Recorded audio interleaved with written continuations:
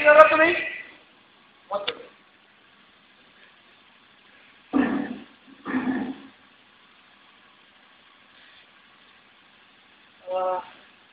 परम वंदनीय सरस्वती माता जी को, आचार्य सर जी को, सभी शिक्षकगण को और मेरे हनुमानों और अर्जुनों को सादर प्रणाम। मैं अभिनव श्रीवास्तव आप लोगों से कुछ बात करने आया था, कुछ ज्यादा नहीं, बस थोड़ा सा ये कहने आया हूं कि युवा क्या है ये बताएं। बस ये पूछने आया हूं कि युवा कौन है, क्या होते हैं। सभी पढ़े लिखे कौन, 9 से 12 तक है ना, ये 9वीं से 12वीं तक। हाँ, तो सभी ने पढ़ा होगा। तो युवा क्या है, कौन है, बताएं कोई भी बताएं।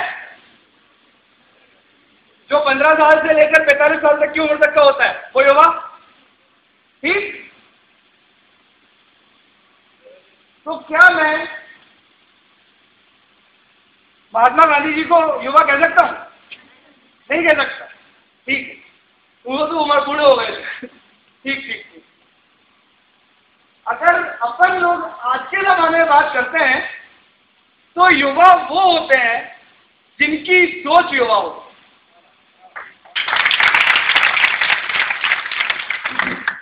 अगर कोई एक बूढ़े मास्टर सर जी भी है, वो आप लोगों को पढ़ा रहे हैं, वो आप लोगों को अच्छे संस्कार दे रहे हैं, अच्छा ज्ञान दे रहे हैं, तो वो युवा है। युवा की परिभाषा 15 वर्ष से 45 वर्ष तक की उम्र में सीमित नहीं रह पाई। हमारे महात्मा गांधी जी युवा थे, युवा है। और अगर मैं बात करता हूं स्वामी विवेकानंद जी, तो वो युवा है। तो भाई काम तो दोनों ने एक ही किया है, भारत की आजादी दिलवाई। तो फिर वो क्यों युवा, वो युवा क्यों नहीं है कि नहीं? क्या कहते हैं, मानते? तो क्या आप लोग युवा हैं? हाँ, कौन ने बोला अभी? हाँ, युवा है। ठीक है, अच्छी बात। कुछ लोग मना कर रहे हैं युवा नहीं है। ऐसा नहीं है कि हम युवा नहीं है। मैंने आप लोगों को अर्जुन और हनुमान इसीलिए ही कहा। अगर आपको पता हो, हनुमान जी भी थे, मतलब उनको बहुत सारी शक्तियां थी, बहुत सारे वरदान प्राप्त थे, उड़ सकते थे, ये कर सकते थे, वो कर सकते थे। लेकिन बचपन के किसी उद्यम करते, जब ठीक है बच्चे से उद्यम करते हैं, सभी करते हैं, तो वो कभी शैतानी कर रहे होंगे, तो किसी ऋषि ने उन्हें श्राप दे दिया कि भाई साहब आप सब भूल जाओगे अपना। तो उन्होंने बोला कि अरे साहब ऐसा क्या कह रहे हो आप, ऐसा मतलब मैं पूरा ज्ञान भूल जाऊंगा तो ऐसा कैसे काम चलेगा। तो उन्होंने जब माफी मांगी तो उन्होंने बोला ठीक है, भगवान राम जी तुम्हें जब आशीर्वाद देंगे, जब तुम्हें याद दिलाएंगे, तब तुम्हें याद आएगा। तो वही याद दिलाने हम लोग तुम्हें यहाँ आए कि उठो, हम युवा हैं और हमें इस देश को जो अभी यहाँ पर है उसे यहाँ पे लेके जाने का है। हमें हमारे देश को विश्व गुरु बनाना है। और विश्व गुरु बनाने के लिए हमें जागना होगा। हमें मतलब युवाओं को जागना होगा। और युवा शक्ति जिस दिन इकट्ठी होकर बाहर निकल गई, उस दिन सोच लो कि भारत वर्ष का कल्याण हो गया, भारत वर्ष पहुंच गया।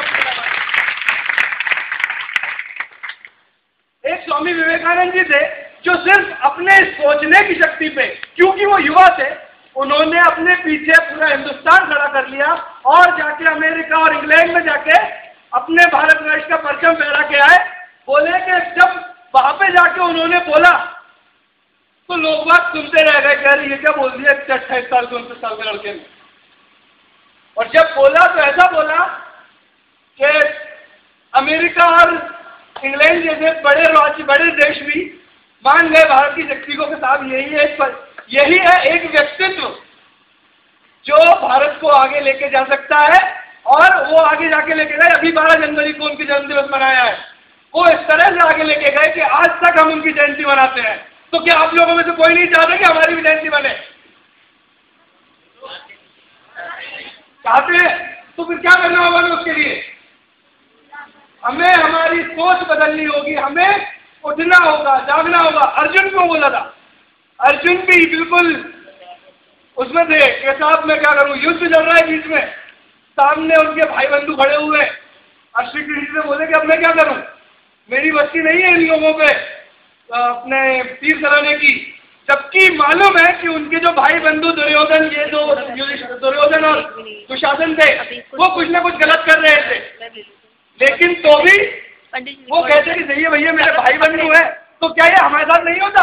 हमें मालूम है कि हमारा बड़ा भाई है, वो घूमती पे जाके कुछ तो भी पान गुटखा खा रहा होता है, सिगरेट पी रहा होता है, लेकिन हम चुपचाप है। क्यों? क्योंकि हम अपने बड़े भाई के खिलाफ कुछ नहीं बोल सकते। अरे क्यों नहीं बोल सकते, क्यों नहीं बोल सकते? मम्मी से जाके एक बार बोल दो, पापा से बोल दो एक बार कि भैया ऐसा ऐसा कर रहे थे, खड़े हो जाओ गुमटियों पे आगे के साथ बंद होगी आज। तो तभी युवा शक्ति कब लोगों को दिखेगा, पेपर में फोटो छपेगा कि साहब इतने लोगों ने, बॉयज हायर सेकेंडरी स्कूल के लड़कों ने एक गुमटी बंद करा दी, एक शराब की दुकान बंद करा दी, ये करवा दिया वो करवा दिया। और उस दिन जिस दिन फोटो छप जाएगा उस दिन मैं समझ लूंगा कि युवा शक्ति जाग गई है। अब भारत को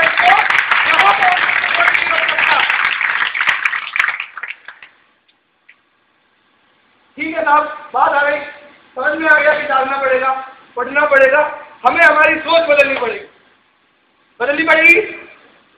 आती बात समझ में? कैसे बदलनी पड़ेगी ये बताएं, इतना समझ में आया ना? कैसे बदलेगी युवा सोच हमारी, आप बताइए। युवा सोच हमारी बदलेगी। अच्छा एक बात बताओ, जब तक आप लोगों ने ये पढ़ा नहीं था या आपके प्राचार्यों ने, आपके शिक्षकों ने नहीं बताया था कि गुटखा तंबाकू बुरी चीज है, तब तक आपको नहीं मालूम था कि बुरी चीज अच्छी चीज है। हम तो यही समझते थे कि हमारे पिताजी भी खाते हैं तो कुछ अच्छी चीज होगी, यही समझते थे। तभी शायद कुछ लोगों ने चालू भी कर दिया होगा गुमटी में जाए खड़ा होना, ना किया हो तो बहुत अच्छी बात है। लेकिन हमारे शिक्षकों ने बताया कि गुटखा बुरी चीज है, जर्दा बुरी चीज है। हमने पढ़ाया, हमें पढ़ाया गया, सर ने हमें पढ़ाया, हमने किताबों में पढ़ा, तो हमें पता पड़ा कि यार ये तो बुरी चीज है। मतलब अब हमें बुरे और अच्छे के बारे में पता पड़ेगा। अध्याय से स्वाध्याय से हमें पढ़ाई करनी होगी, हमें पढ़ना होगा, हमें हर चीजों को देखना होगा कि अरे ये अच्छा है ये बुरा है। हमें तभी जब जाके पता पड़ेगा। हाँ कि ना, क्या कहते हैं? हमें कोई बताएगा कि भैया ये अच्छा है ये बुरा है, हम खुद किताबों में पढ़ेंगे, अब तो अच्छा तो पढ़ने भी लगे होंगे, सब कुछ किताबों से पढ़ेंगे तब हमें समझ में आएगा। ठीक है, आई बात समझ में? तो लेकिन जब हमें पता है बुरी चीज है, हमें पढ़ने से आ जाएगा, हमें पढ़ना चाहिए, तो भी हम क्यों नहीं पढ़ पाते?